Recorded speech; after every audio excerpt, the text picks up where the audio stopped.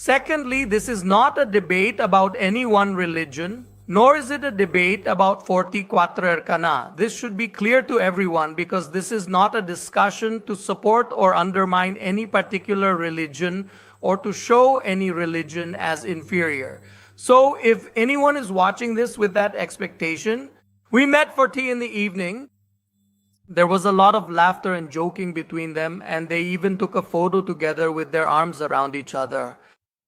This is proof that compared to all the commotion on the internet, both of them have agreed to debate in a very calm and friendly manner.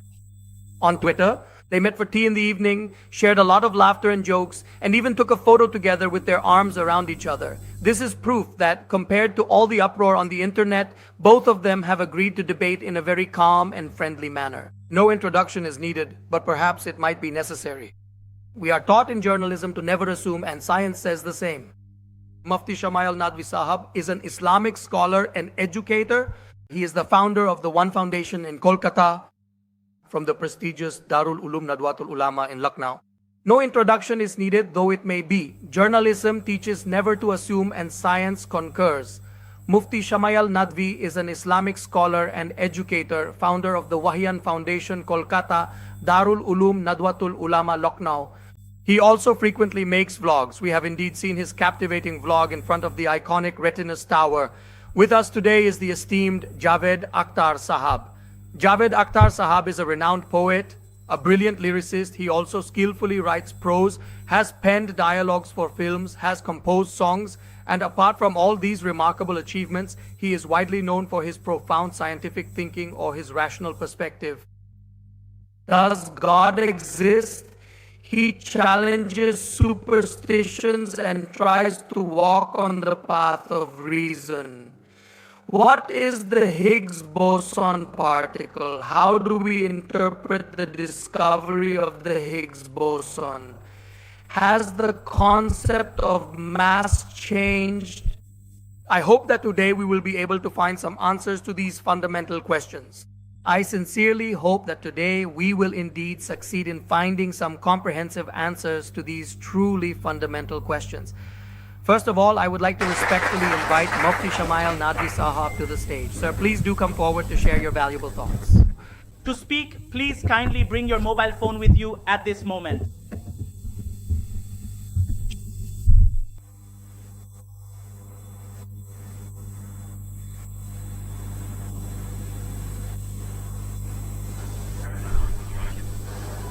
All praise is for the Creator who created this universe with a purpose.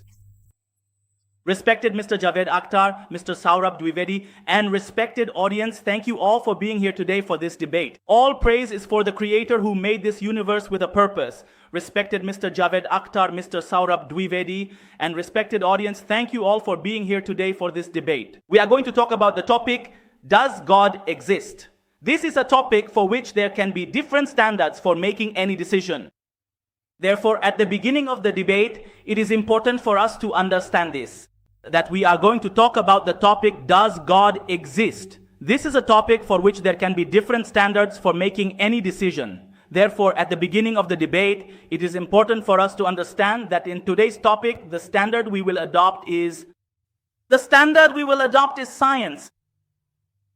However, science itself cannot serve as a standard to directly prove or deny the existence of God. And what is the reason for that? This is not just my opinion. This is what those who are experts in science are saying. The National Academy of Sciences says science doesn't have the process to prove it. And what is the reason for that in science? As I said, it's not just me. This is what the experts in science are saying. The National Academy of Sciences says science doesn't have the process to prove or disprove of the existence of God. Why? Because science is related to empirical evidence, and empirical evidence is connected to our natural and physical world, whereas God is a non-physical and supernatural reality.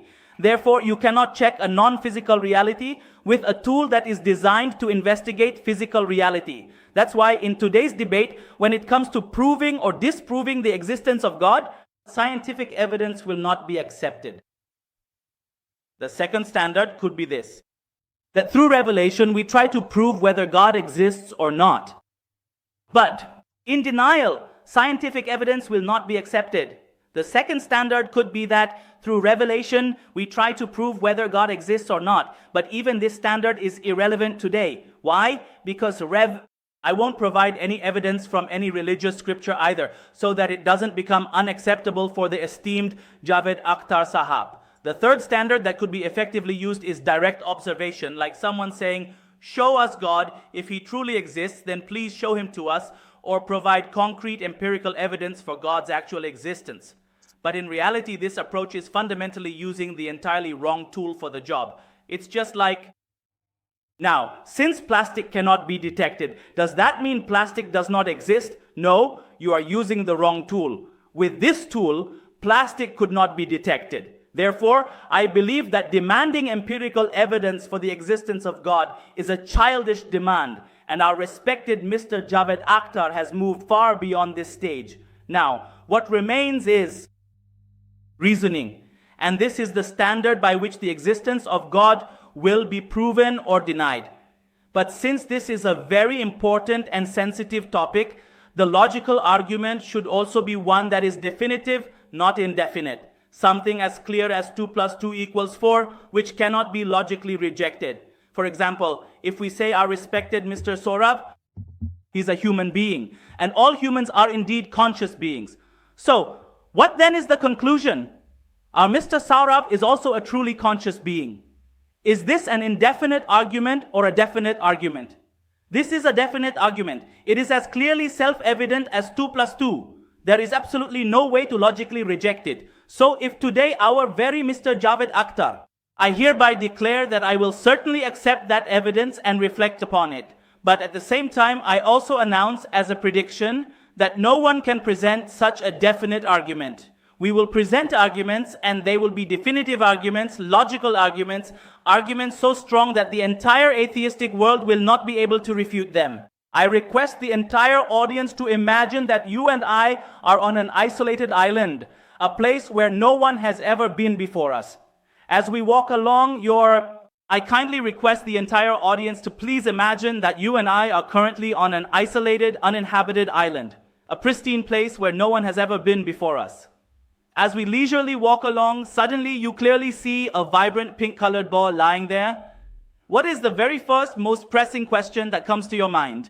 This particular ball has been meticulously made with very specific properties and carefully placed here. Since you profoundly know that the very existence of this specific ball is not inherently necessary, it could have easily existed, or it might not have existed at all in any form. And even if it absolutely had to exist, it could have been in some entirely other form, or perhaps some completely different color. Now just imagine you continue to keep expanding this singular ball, keep expanding it endlessly.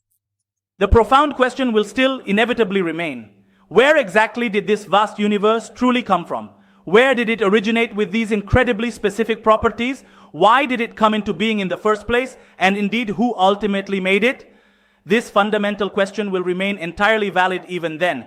But if we were to ask this very same question to Mr. Javed Akhtar, since his entire worldview is fundamentally atheistic, and not just his, but also the worldviews of all those who firmly hold an atheistic perspective, it will inevitably be dogmatic. Either they will emphatically say, I genuinely do not know where it truly came from. Therefore, in their view, God absolutely does not exist. This, in essence, is a flawed argument stemming from ignorance. Or, alternatively, they will assert that this entire universe came into existence completely on its own accord. But logically, that would inherently mean that a simple ball should also be able to come into existence entirely on its own. However, when it specifically comes to the creation of a ball, this particular explanation would unequivocally not be accepted. That they will most certainly and unequivocally give the classic example of the God of the gaps, and they'll emphatically state that in much earlier, more primitive times, when there was a loud, rumbling thunder, people mistakenly attributed it to one particular powerful God, and when it subsequently rained, they similarly attributed it to an entirely different, distinct God. And they truly had absolutely no concrete, verifiable evidence whatsoever for these beliefs. However, this deeply flawed and simplistic understanding is absolutely not our comprehensive worldview at all, not in the slightest.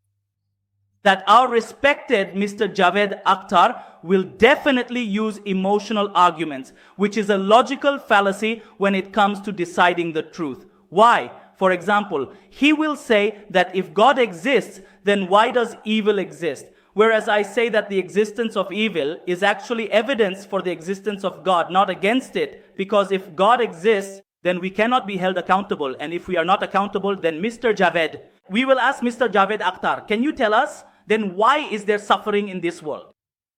If there is no God, then why is there suffering? And what about those people who, after suffering, have a spirit of seeking justice or revenge, and yet they left this world just like that? Will all their pain go to waste? Now let's come back to that same example. The ball. If someone asks me, who made this ball? Or who made this expanded ball?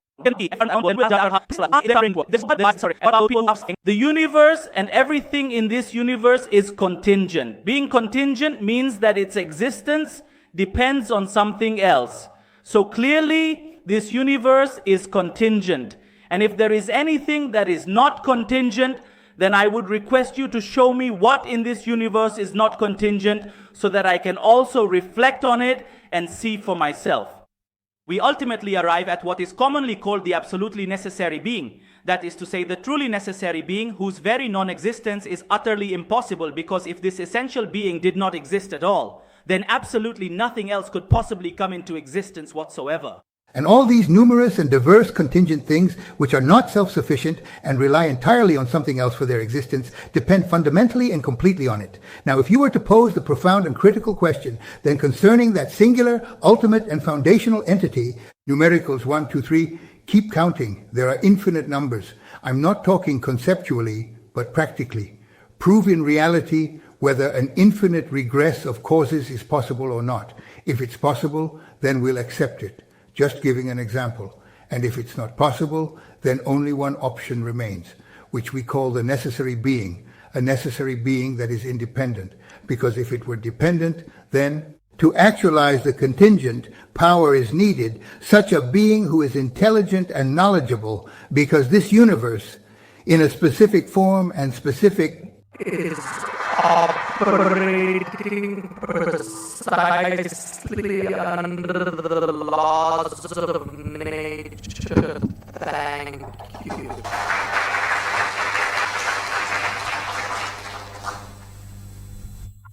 First of all, I would like to give Mufti Sahab some truly good news.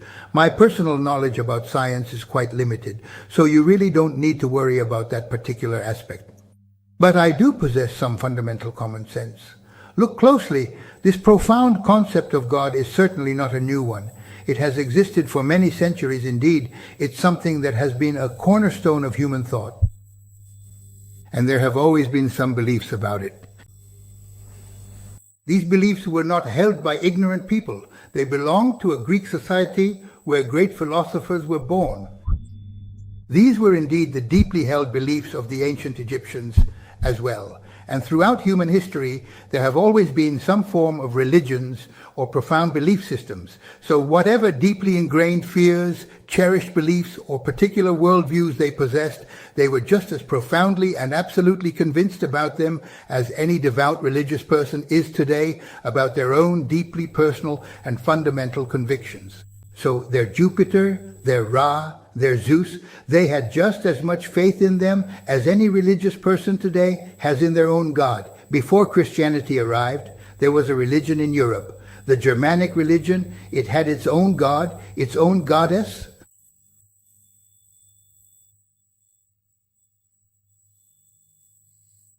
If we carefully look at it from a broad historical perspective, most of the ancient gods are indeed mortal. They do not truly last forever in the grand scheme of things. And to assert that the people who profoundly believed in them were utterly ignorant, that they genuinely didn't know anything at all, that's simply not true.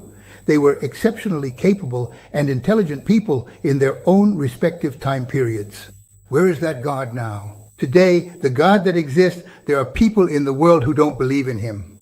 How do you know what will happen after so many years? If you carefully look around, the churches are noticeably empty. Where have their gods gone? Today, people believe in certain gods, but how do you know what will happen after so many generations? If you look, the churches are empty. Things change with time. As far as religions are concerned, every religion, there are indeed compelling and well-substantiated reasons that underpin my perspective, which is why I can confidently state that this particular viewpoint is not merely a matter of blind faith or an unexamined belief. Instead, it is a conclusion reached through careful consideration, logical deduction, and an examination of available evidence and information. My conviction stems from a foundation of verifiable facts and rational thought processes rather than an adherence to dogma or an intuitive leap of belief. Therefore, it is crucial to understand that my position is grounded in demonstrable principles and empirical observations, distinguishing it entirely from a faith-based assertion. So, what exactly is the fundamental difference between faith and belief? Every religion inherently demands faith. Faith truly means that there is absolutely no witness, no concrete evidence, no logical rationality, no compelling logic, no verifiable proof. Yet you accept something as undeniably true. That precisely is faith. Otherwise, if there is any tangible evidence, then it unequivocally becomes belief. That is not my faith. True faith, in its very essence, completely rejects all these limiting conditions.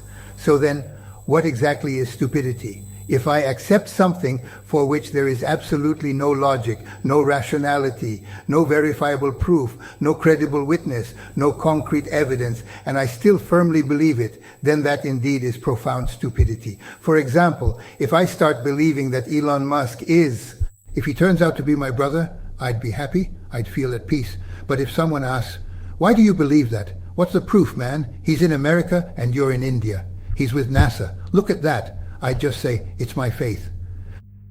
This sets meaning as you can't prove it. If you could, no need for faith, just facts.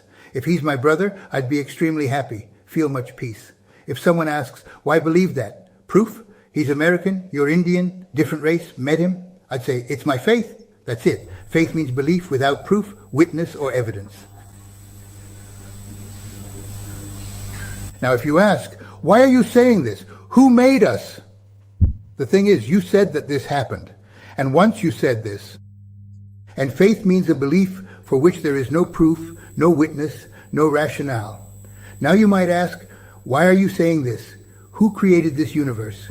The point is, you said you went to an island and found a ball there. You didn't say that. The islands belong to me. In the same way, this is an island. Then all of these are islands. We created some things. You don't even know about my birth. This love did not guide. There are islands. In the same way, these are islands. The stars, these galaxies, all of these are islands in space. We just take tech and front-oriented things. We don't ask how they are made. You didn't even ask about the islands, right? My birth, truly random, utterly random, and what you call justice, that concept of justice, the natural world has absolutely nothing to do with any form of justice. When you say that there will be justice, this human concept, there is no justice in nature. If a lion eats a deer, it doesn't get any punishment. My birth is random. Justice, what you call justice, has nothing to do with nature. When you say justice will be served, justice is a human concept. If a lion eats a deer, there is no justice in nature, so nature doesn't even need justice. Nature is everything. Now, what are we saying? Look, when I ate food here, if something happened because of that, there is no punishment for it. So that's lacking. That's just how things go. Nature exists without justice. Justice is a human concept, as I was saying.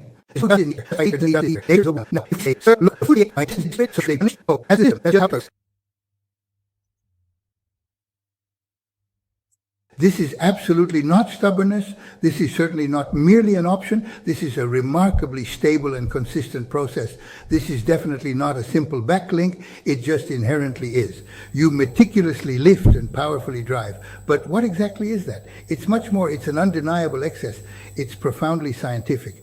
After such a significant and impactful event, what precisely do you then proceed to do? Left or wrong side, it doesn't matter here. This is something we have created. Just like we created the concept of left and right, this idea of justice is also ours. It has no real connection to anything below. It just gets shared, it becomes diluted, and in reality, there is nothing there at all. This seeks validation from you. It's fabricated, artificial, nothing real about it. We created this, just as we create things based on our position. This opportunity is also our invention. It belongs to us. Its reality isn't based on anything. None of this exists elsewhere. What's natural, some call nature happening. So, there's no justice in nature, yet you're making promises.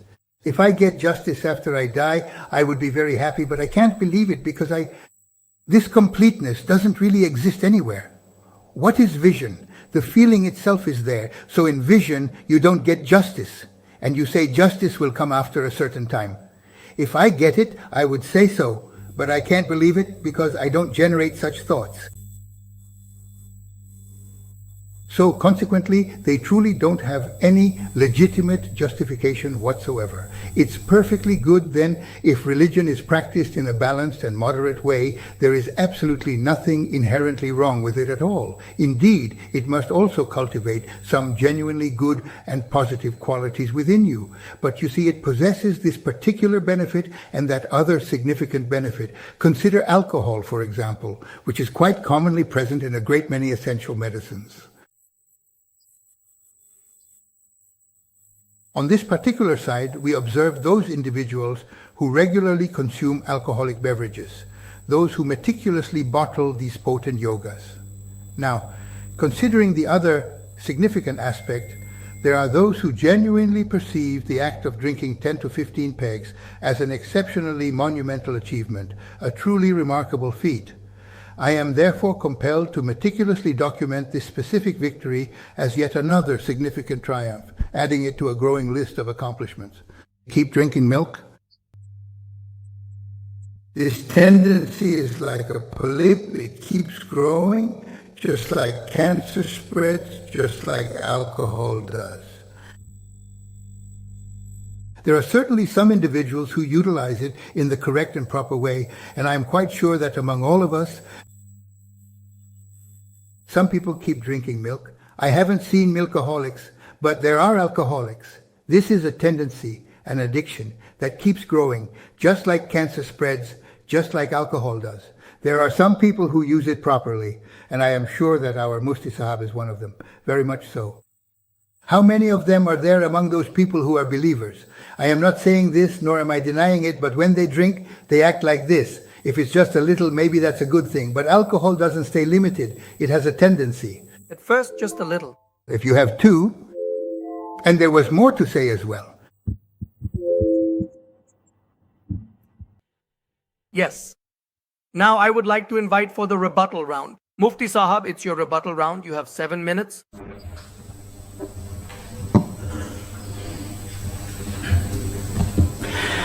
Thank you, Javed Sahab. Listening to you was an experience. I had nothing more to say. So I am now inviting Mufti Sahab for the rebuttal round. You have 7 minutes. A pleasure listening to you. My request yesterday, made to both Mufti Sahab and Javed Sahab, was for Hindustani. The language should be common and understandable to everyone and explain difficult words as you use them. Thank you. So first of all, our respected Javed Sahab mentioned that God is mortal and that many religions have moved ahead. Yesterday, we requested Vrishti and Javed Sahab that the language should be Hindustani, easy to understand, for everyone to comprehend. Wherever you use difficult words, explain them. That necessary and fundamental cause which is eternal, which is both everlasting and truly primordial. We are not here to definitively prove anyone else. The second significant thing he said was about the profound concepts of faith and belief. This is a particular definition of faith that he has presented for the very first time. Or pardon me, he has not actually presented it for the first time. Rather, it was Richard Dawkins who was the first to present it originally. Faith, in its very essence, possesses the inherent capacity to be either entirely right or profoundly wrong. And similarly, belief, a closely related concept, can also be either accurate and well-founded or misguided and erroneous. The crucial distinction and ultimate determinant of its validity lies in its foundation. Specifically, the kind of faith that is meticulously and rigorously backed by sound logic, compelling reason, and verifiable empirical evidence will invariably emerge as the truly correct, justifiable, and ultimately reliable faith. So today, we are not discussing the difference between faith and belief. Whether you accept faith or belief, today's discussion is about what truth is, whether true belief is correct or true faith is correct. And what false faith and false belief are, that's what we're talking about. The second thing he asked is, what then is stupidity? If faith or religion is not stupidity, then what is? Come and see, it's truly a remarkable sight, beautifully written there with an abundance of vibrant, fragrant flowers. A heartfelt message that proclaims, I love Javed Akhtar and I genuinely, deeply do, I love you, sir.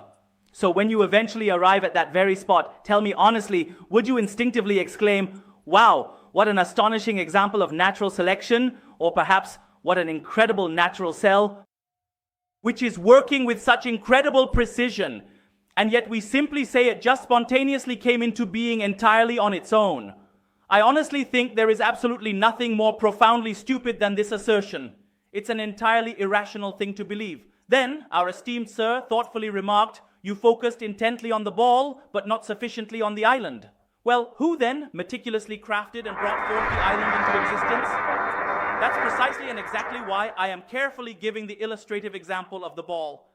And even the ball itself is fundamentally contingent and dependent on something else. There is no justice in your nature. We decide what morality is, what justice is.